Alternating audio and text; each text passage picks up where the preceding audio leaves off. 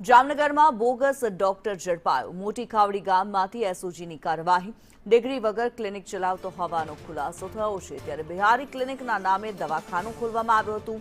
ક્લિનિકમાંથી દવાઓ અને મેડિકલ સાધનો જપ્ત કરવામાં આવ્યા। રૂપિયા 4,728નો મુદ્દામાલ પોલીસે કબજે કર્યો છે। આરોપી સંજીવ શર્મા હરિયાણાનો હોવાનું સામે આવ્યું છે। ત્યારે પોલીસે ગુનો નોંધી તપાસ હાથ ધરી।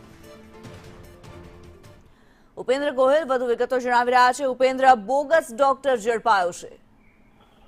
જી કિન્નરી, જણાવી દો કે ગ્રામ્ય વિસ્તારોમાં તબીબી સુવિધાઓની અછતનો લાભ લઈ કેટલાક લોકો ડિગ્રી વિના સારવાર કરતા હોવાનો વારંવાર બનાવો સામે આવતા હોય છે। ત્યારે આવા બોગસ ડોક્ટરો દર્દીઓના આરોગ્ય સાથે ગંભીર ચેડા કરતા હોવાથી તંત્ર દ્વારા લાલાક કરવામાં આવી છે। ત્યારે વાત કરીએ તો જામનગરના મોટી ખાવડી ગામમાં બિહારી ક્લિનિક નામે દવાખાનું ચલાવતા સંજીવ રામલાલ શર્મા નામના વ્યક્તિ સામે કાર્યવાહી કરવામાં આવી છે।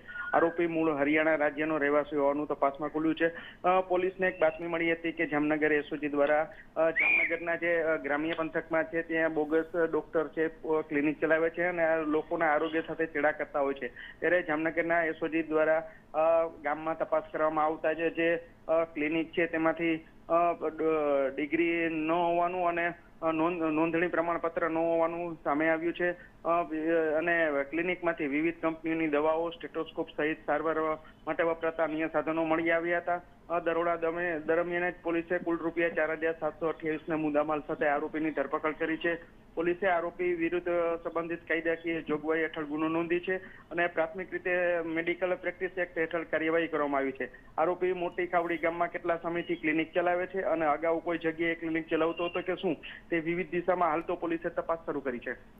જી, ધન્યવાદ ઉપેન્દ્ર આ માહિતી માટે।